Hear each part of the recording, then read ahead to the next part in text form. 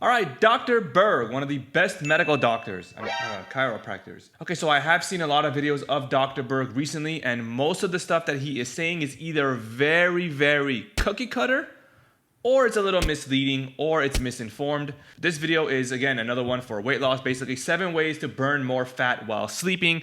And I promise you, every single one of us would click on this video, because what better time to burn fat than sleeping? I don't want to go to the gym.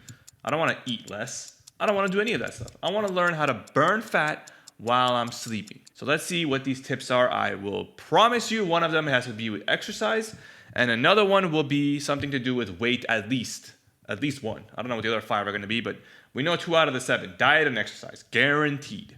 But let's see what's going on here. Let's see what they are.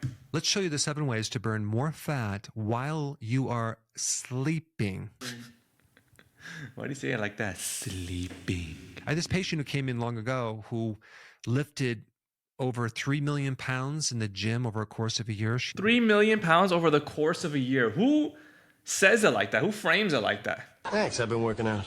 Nobody says it like that. Like, he's just trying to make it look more impressive than it is. 3 million pounds total over the course of a year? That'd be like me asking someone, yo, how much do you bench? And they say, oh, 5,000 pounds. 5,000 pounds? Yeah, I do 135 pounds, 4 sets of 10. So that comes out to about 5,000 pounds total. So you bench press 135. Hardcore dedicated, and she lost, I think, 1 or 2 pounds.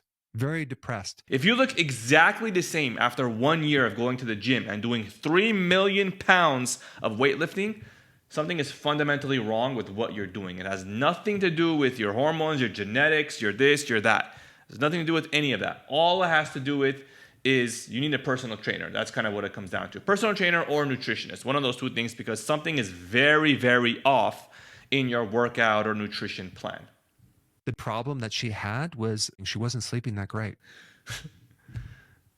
Oh, man. A lot to unpack here. Again, diet and nutrition are the #1 reasons why this person didn't lose weight. Not lack of sleep. I fixed her sleep with what I'm going to show you now.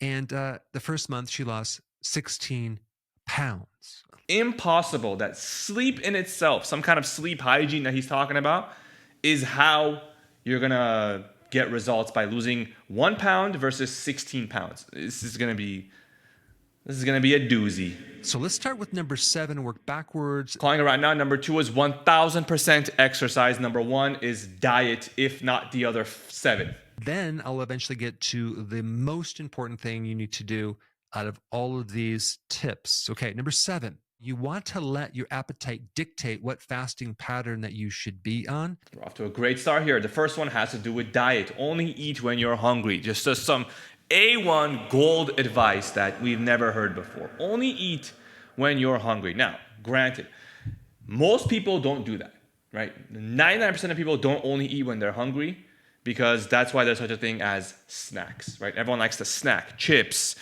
crackers, cookies, ice cream, so and so. Every single person eats whenever they're not hungry. That's just kind of how it is. Now, doing it inconsistently and doing it, at a very small caloric intake would be more beneficial than people to just chowing down on cookies and ice cream 24/7. But again, this is very cookie cutter information. I'm going to be willing to bet that the other 6 are going to be just as simple and cookie cutter as this.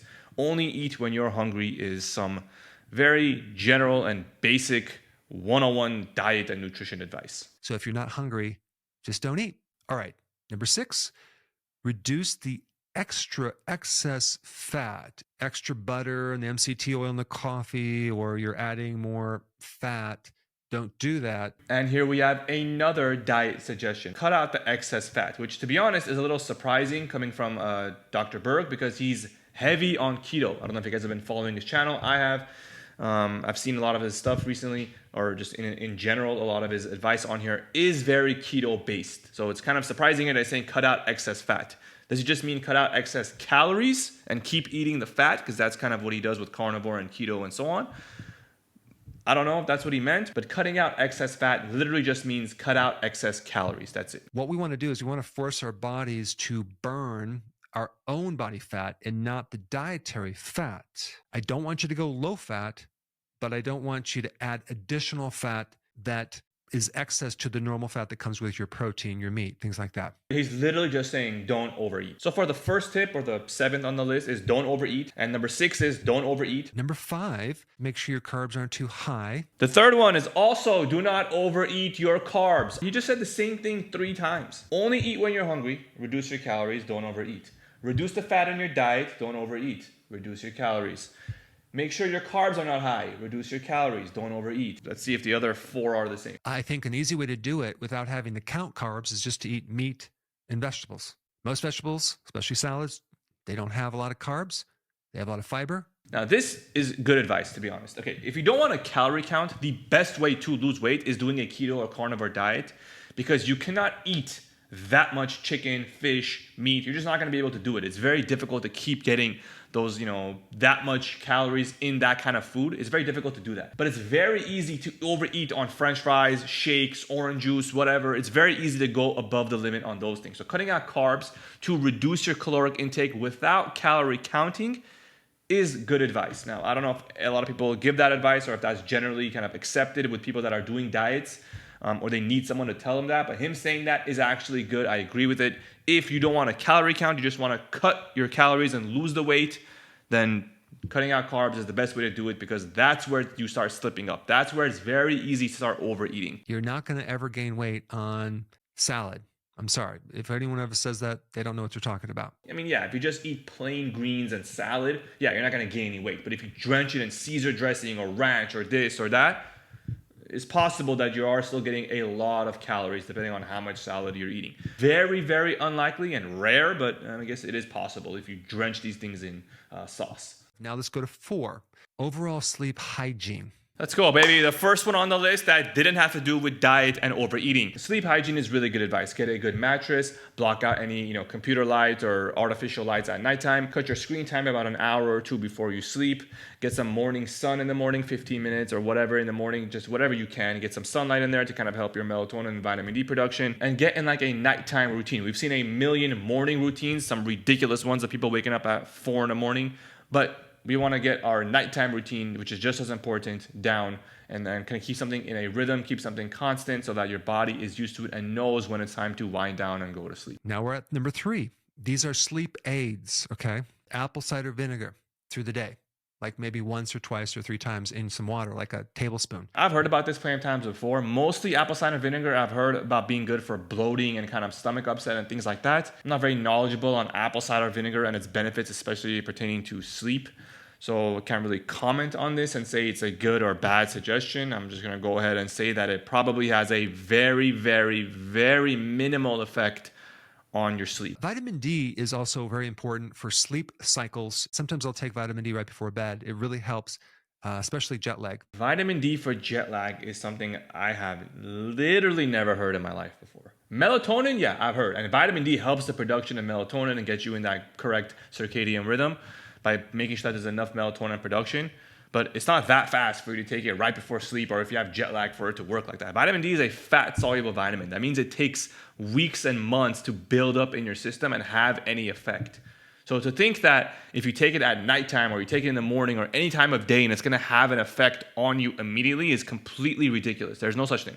Vitamin D is a long-term supplement. It is not something that immediately works because it is fat-soluble. So I don't understand where he's getting its info from. I feel like a lot of his information that he's giving is based off of theory and science and like what the mechanism of something can be. And he's saying, oh yeah, this should do that. So that's why I do it at this time or do this and do that.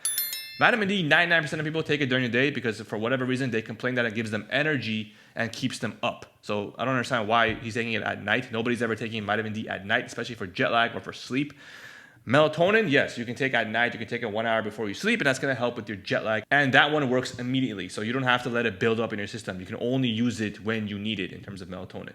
Vitamin D needs time to build up, so I don't understand if you only take it at certain times, how is it going to help? I don't know. All right, number 2, do a full workout where your whole body gets not just tired, but you sweat, okay? So you want to push yourself to the intensity that if you're doing weights, it's to a failure. Let me tell you guys something about working out till failure. If you worked out till failure and you had your protein intake correct and your nutrition was correct and you worked out, whether it was HIIT as in cardio or resistance training, if you worked out to failure, most likely you'll be looking much more ripped than he is. All right, number one, the most important tip, okay?